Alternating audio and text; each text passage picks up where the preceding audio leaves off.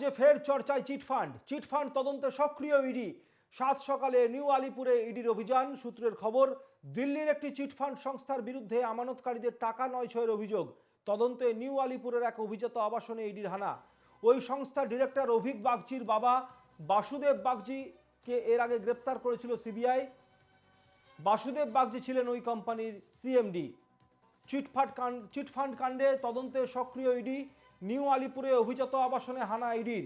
দিল্লির এক চিটফান্ড সংস্থার বিরুদ্ধে আর্থিক কেলেঙ্কারির অভিযোগ তদন্তে সাত সকালে নিউ আলিপুরে এক ব্যবসায়ীর বাড়িতে ইডি।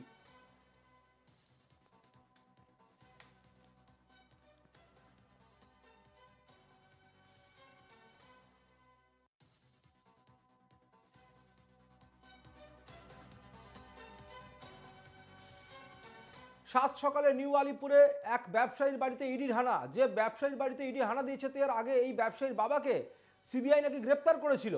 কি খবর রয়েছে এখনো পর্যন্ত এই বিষয়ে?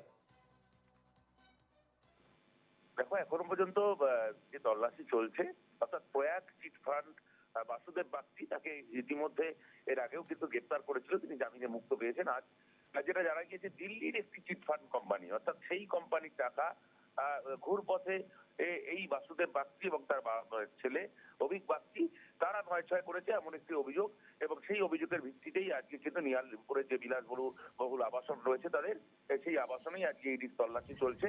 তবে এখনো পর্যন্ত সকাল 6টা থেকে তল্লাশি শুরু হয়েছে, এখনো পর্যন্ত তল্লাশি চালাচ্ছে। তবে সেইখান থেকে যে টাকা পাওয়া গিয়েছে বা সেখান থেকে নতুন কিছু তথ্য পাওয়া গেছে সেরকম কিন্তু এখনো পর্যন্ত ইডির সূত্র থেকে পাওয়া যায়নি। তবে মূল যেটা বিষয়টা জানা যাচ্ছে যে এটাও কিন্তু সেই একইভাবে আবারও চিটফান্ড আর কেলেঙ্কারি এবং চিটফান্ডের সক্রিয়, যেহেতু চিটফান্ড ক্ষেত্রে বারবার দেখা গিয়েছে একাধিক মালিক, একাধিক চিটফান্ড যারা সিএমডি ছিল তাদেরকে গ্রেপ্তার করেছে, তাদের হেফাজতে নিয়েছে। তারপরেও নতুন করে এই যে চিটফান্ড কি করে গজিয়ে ওঠে, অর্থাৎ সেটা শুধুমাত্র পশ্চিমবঙ্গে নয়, ভিন রাজ্যে অর্থাৎ দিল্লিতে সেটা কি করে গজিয়ে ওঠে। এবং সেটা যখন দিল্লিতে হয়, কিন্তু সেইখানে দেখা যায় সেই দিল্লির যে চিটফান্ড, সেই চিটফান্ডের এর মাথা কিন্তু এই পশ্চিমবঙ্গে অর্থাৎ কলকাতার লোকই ঘুরে পথে তারাই থেকে যাচ্ছে। সেই কারণেই কিন্তু আজকে বাসুদেব বাগচির বাড়িতে অভিযান বলেই মনে করা হচ্ছে।